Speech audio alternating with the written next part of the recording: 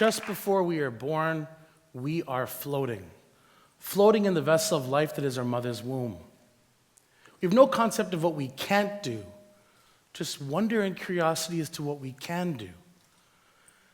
And then you are born, and someone assigns or prescribes a gender to you, and you begin a state of free fall. The world is no longer about limitlessness, but about limits and potential. Constricting ideas of gender based on being a man or a woman that hold you back like a choke chain. You quickly adjust to new concepts like time and gravity. You quickly forget what it means to float. As this free fall begins, you're also expected to rise. In the talks I do with White Ribbon, sometimes I'll play a clip of Tupac Shakur when he was 17 years old. An interview where he talks about how he wants to inspire other young men to engage with women and young women with respect, integrity, and character. When I show this clip to audiences, I submit to them, this is a video shot just before he died. They'll say to me, wait a minute. He died at 25. You said this is him at 17. What is the point of no return?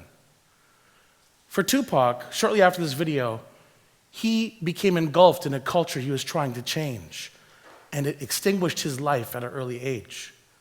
For the men and young men in this world and in your life, what is the point of no return? Say you're standing at the edge of a cliff. Say I push you over. Do you die the moment you hit the ground, or do you die when I push you? Many young men and men in our world are in a state of free fall. What is the point of no return for them? 108 billion people have lived a life on this planet. That's 108 billion stories. I'm going to share the story of one and how it affected many. Saturday, June 2nd, 2012, shots ring out at the Eaton Center on a busy Saturday afternoon. That afternoon, worlds collided. What world do you live in? A world where such violence, such horror is part of your favorite TV show? Or a world where such violence and such horror is an everyday potential whisper just outside your door? Following that Saturday, I took 3 days to talk at schools, elementary schools, middle schools, across the city, traveling from one world to the next. After those 3 days, the words hold and secure had a completely different meaning for me. Words that seem inviting like a warm hug became constricting, wrapping around my ribcage so I couldn't breathe. Day one, I'm traveling downtown into a world where a school is situated in an area of the city that's considered a rotting garden for violence, where young boys are not taught to look over to the sky and stars, but to look over their shoulder. I'm speaking to a group of grade 7 students at a school where the young man who committed the shooting was a student just a few years ago. I'm standing in the hallway where that young man probably walked through just a few years ago, and I see a couple of young men walking past me, almost through me. I look at them and I think, where are they going? Where is their point of no return? In the class, as the session started, I talked to these 40 grade 7 boys and I showed them a clip premiering a video we created for the first time called How to Fight, featuring a good friend of ours, Carlos Andres Gomez. This video is a video where Carlos talks about how too many young men are fluent in the language of violence, how they're ready to lay their lives on the floor over a pair of sneakers. A 13-year-old boy stands up to talk. The other students explain to me that he's a friend of the guy who shot at the Eaton Center. He says it's all about respect. I say to the group, the world we live in is the world we shape. We can make a difference. We can change this world. The 13-year-old looks at me without blinking an eye and says, there is no hope. Day 2, I find myself in another world in this same city, speaking at an elementary school with grade 5 and 6 and then grade 4 students in the morning and then afternoon. We're in the library. Their backs are to the window, which I'm staring at, Through the window, I can see the front of the schoolyard, and there are kindergarten students playing with their teachers watching. Our session begins. We talk about ideas of what it means to be a man, what it means to be a woman, a boy and a girl. When a sound comes over the PA system, the voice of the principal trembling in her voice as she says, "We are in a hold and secure. We are in a hold and secure." I look out the window and see the teachers quickly scrambling to bring the kindergarten students inside as the teachers in the room close the curtains. We are in lockdown. A man is running around in the neighborhood with a shotgun. I continue the session with the grade 4 students as if nothing's happening, not missing a beat, and we keep talking. The session eventually ends and the lockdown ends. I remember walking out of that school as parents anxiously waited outside to embrace their children and bring them home to safety. The following day, I'm in a school in Scarborough speaking to a group of grade 6 students. A friend of mine is a teacher there and has an amazing group of grade 6 students she's been talking to about women's rights and issues around human rights, dignity, and respect. Brilliant, articulate students scared about the next chapter. They're about to graduate from grade 6, move to a new school that is suffocating in gang violence. I played them a clip from our video where Carlos talks about how we are trained to think of each other as animals, makes bullets fit more easily in the clip. This line resonated with the students. Carlos is talking about things bigger than us, one said. They're taking away our human characteristics, another said. Reminds me of a quote from a good friend of mine, a black activist, a brilliant man in this community, Junior Burchell. Junior talked about how black sons in this city, in this world, are taught to not value themselves, not value their lives. It becomes easier for them to extinguish the life of those who look like them. In other words, they simply aim the weapon at the mirror's reflection. Dehumanized. We continue the session talking about how we can make a difference, how we can make a change, how we can become a part of change and be the solution to these issues. The session ended on a really happy note. They surprised me by bringing some grade 1 students from downstairs to do a dance rendition to the song, "I'm Elmo and I Know It." It was beautiful. Recess time, the grade 6 students leave. The grade 1 students are walking out of the classroom with my teacher friend and I, as a sound rings over the PA system. The principal, with a voice saying, "We are in a hold and secure drill. We are in a hold and secure drill." A door opens in the hallway, and a teacher quickly escorts the grade 1 students and my friend and I into the room. It's a music room full of instruments, normally full of joyous, beautiful sounds, but right now engulfed in a suffocating silence. These little grade 1 students walk in one by one and walk under a large table and proceed to sit with their legs crossed and their arms on their laps and their heads down for the longest 10 minutes of my life.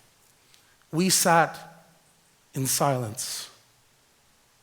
That silence was broken by a sound I will never forget. The sound of the doorknob being jiggled from the outside. A vice principal walking through the school, mimicking, pretending to be someone walking through the school with the intention to commit the most unspeakable horror. I look at these little children sitting in complete silence, thinking, do they understand what we're doing here? Do they know what we're practicing right now? Of course they do. This is the world they live in. This is the world we live in. I talked about free fall and how we're in a state of free fall. And in that same moment, we're beginning and supposed to rise up and be who we are. I ask you the question, is growing up for young men and men today an ascent or a descent into manhood?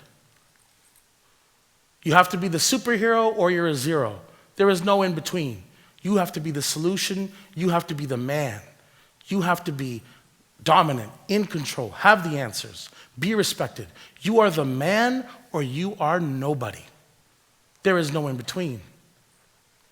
What ends up happening is we're denying so-called feminine traits of our humanity, embracing so-called masculine traits, which leaves us walking around disconnected from aspects of love, emotional literacy, empathy. We are walking around like half beings, disconnected from our holistic, full sense of who we can be. who we need to be. The formula for manhood becomes, prove you're not a woman. The formula for manhood becomes, prove you're not a woman. This is the roots of the hardships that men and young men endure and the oppression that women and girls are suffocating in. It's about the ladder of manhood. Men from birth are trying to achieve this impossible, unattainable height of manhood that you are forced to run up and scale and climb, a ladder that's rigged to fail. Now, you're at different stages on this ladder depending on your power and privilege and access to power and privilege. If you're a person with a disability, person with power and privilege, person of color, depends and dictates where you are on that ladder to become a man. For young men of color, we have to turn up the volume, hyper-masculinity, really assert and prove that we're men, manly men, to balance the scales and catch up from our low space on that ladder. We use different things to achieve power and respect. Unfortunately, too many of us use women and girls as stepping stones. Women become rungs on that ladder that we use to climb up in striving to be this toxic idea of being a man. And of course, the quickest way to rise up that ladder is violence. You go from being nobody to somebody. You're the man. You have everyone's attention. You have everyone's respect. Too many men and young men are fluent in the language of violence. Jessica Gowie knew this. She's a young woman who narrowly escaped the Eaton Center shooting. She blogged about it a few days later saying, "You just don't know how much time you have left on this earth." Her time expired just a month later as she was killed at the shooting at Colorado's movie theater, just a month later. In the East Coast here in Canada, Loretta Saunders, an Indigenous woman searching for answers around the missing and murdered Aboriginal women like herself in this country, studying a circle of violence, found herself caught up in the circle. As she's trying to find answers, her body was found, like so many of her sisters. This is an urgent call to action. I want you to sense urgency in these words. Lives being lost, lives being extinguished. Indigenous teacher Laura Reed talks about how this toxic framework and idea of being a man is like a heavy, huge, muscular chest, rib cage, crushing our hearts. My body is rejecting my heart. If you're successful in this toxic idea of being a man, you are failing as a human being. You're falling short as a human being. We need a new phrase, a new mantra, a new slogan that says that domination is not what it means to be a man. I don't need to be the man in order to be a man. I don't need to be the man in order to be a man. We need more maps to manhood. We need more folks working to help young men and boys who are reaching the point of no return, living maps to manhood. Not just physically present, but emotionally present. Men like those of us at White Ribbon who are trying to inspire other men to become a part of change, to be a difference. It starts with you, it stays with him.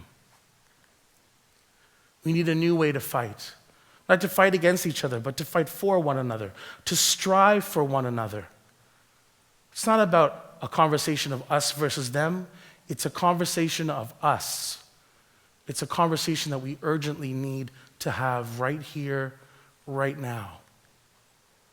They say the size of your actual heart is the size of your clenched fist.